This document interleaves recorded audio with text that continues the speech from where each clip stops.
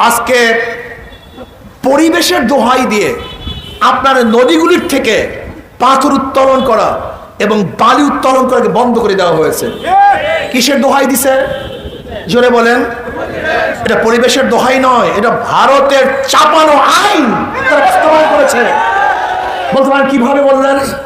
আচ্ছা বলেন তো, রামপাল বিদ্যুৎ কেন্দ্র করার সময় সমস্ত পরিবেশবাদীরা আন্দোলন করেছিল আমাদের দেশের সমস্ত সুন্দরবন ধ্বংস হয়ে যাবে, বন বিভাগ ধ্বংস হয়ে যাবে, রামপাল বিদ্যুৎ কেন্দ্র করলে পরিবেশের এই ক্ষতি হবে সেই ক্ষতি হবে।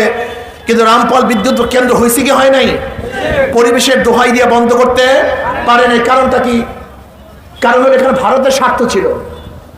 আমাকে বলেন তো, আজকে আপনাদের নদী নিয়ে, এই বালু উঠাবার কথা নিয়ে, পাথর উত্তোলন নিয়ে কোন পরিবেশবিদ লেখালেখি করছে, আন্দোলন করছে, সংগ্রাম করছে যে পাথর উঠালে বাংলাদেশের ভারসাম্য নষ্ট হয়ে যাবে, এইটা নষ্ট হয়ে যাবে? আপনারা দেখেছেন? কেউ দেখেন? রামপাল বিদ্যুৎ কেন্দ্র নিয়ে এত আন্দোলন হওয়ার পরেও, পরিবেশের এত ক্ষতি হওয়ার পরেও সেখানে রামপাল বিদ্যুৎ হলো, অথচ বাংলাদেশের পাথর উত্তোলন করলে পরিবেশের কোনো ক্ষতি হবে না, এইটা আমরা সবাই জানি। তারপরে এটা বন্ধ করে হলো কেন? ভারত চায় যেন আমাদের দেশের পাথর আমরা উত্তোলন করতে না পারি। ওই ভারত থেকে পচা পাথর তারা সাপ্লাই দিবে আর আমাদের টাকা দিয়ে তাদেরকে পাথর কিনতে হবে। এইটা আমরা মানতে পারি না, এইটা মানা যায় না।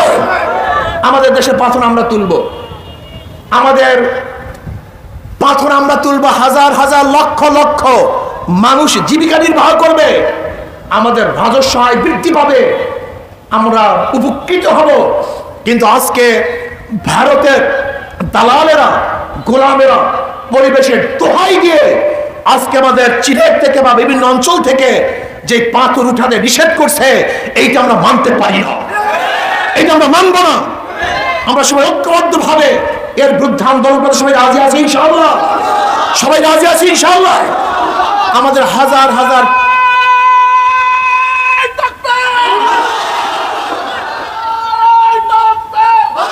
শোনেন, আজকে হাজার হাজার কোটি কোটি টাকা ভারতের পচা পাথর আমদানি করতে ভারত নিয়ে যায়, অথচ আমাদের দেশে তো ভালো পাথর আমরা নিজের উঠাতে পারি না।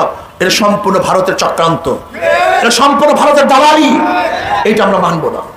যাই হোক, আমি যেটা বলতেছিলাম, বারবার সরকার পরিবর্তন করেছি, কিন্তু দুর্নীতি পরিবর্তন না হওয়ার কারণটা কি?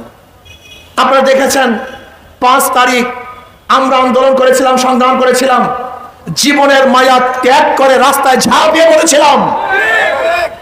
ভেবেছিলাম চাঁদা থাকবে না, জুলুম থাকবে না, অত্যাচার থাকবে না। কিন্তু 5 তারিখের পরে কি দেখলাম? আবারও সেই দখলদারি, আবারও চাঁদাবাজি, আবারও জুলুম, আবার অত্যাচার, আবার অবিচার। এর জন্য তো মানুষ আন্দোলন করে নাই, এর জন্য মানুষ রক্ত দেয় নাই, এর জন্য মানুষ জীবন দেয়নি। এর কারণটা কি? বারবার সরকার পরিবর্তন হয়, কিন্তু মানুষের ভাগ্যের পরিবর্তন না হওয়ার কারণটা কি? বারবার সরকার পরিবর্তন হয়, কিন্তু জুলুমের পরিবর্তন না হওয়ার কারণটা কি? ওসি চলে যায়, এসপি যায়, ডিসি পরিবর্তন হয়, কিন্তু দুর্নীতির পরিবর্তন হয় না, ঘুষের পরিবর্তন হয় না। এর কারণটা কোথায়? এই কারণ আবিষ্কার করতে হবে। আমি বারবার বলি, একজনের নাম এ, একজনের নাম বি, একজনের নাম সি। এও চোর, বিও চোর, সিও চোর। ক্ষমতা আছে এ, সে কি করবে? কথা বলেন না কেন? হটাও এ, বসাও বি, সে কি করবে? হটাও বি, বসাও সি, সে কি করবে? নেতার পরিবর্তন হয়েছে, দলের পরিবর্তন হয়েছে, নীতি ও আদর্শের পরিবর্তন হয়নি। মাদার গাছ লাগিয়ে আমের আশা করা যায় না, তেঁতুল গাছ লাগিয়ে মিষ্টি ফলের আশা করা যায় না। চোর ডাকাতদেরকে ক্ষমতায় বসিয়ে কোনোদিন দেশ দুর্নীতি মুক্ত করা যায় না। চোরের মাধ্যমে চুরি বন্ধ করা যায় না, দুর্নীতিবাজদের মাধ্যমে দুর্নীতি বন্ধ করা যায় না, জালেমের মাধ্যমে জুলুম বন্ধ করা যায় না, খুনির মাধ্যমে খুন বন্ধ করা যায় না। যারা 53 বছর ক্ষমতায় ছিল, ওদের নীতি আদর্শ ছিল না, এর জন্য জুলুম অত্যাচার বন্ধ করতে পারে নাই।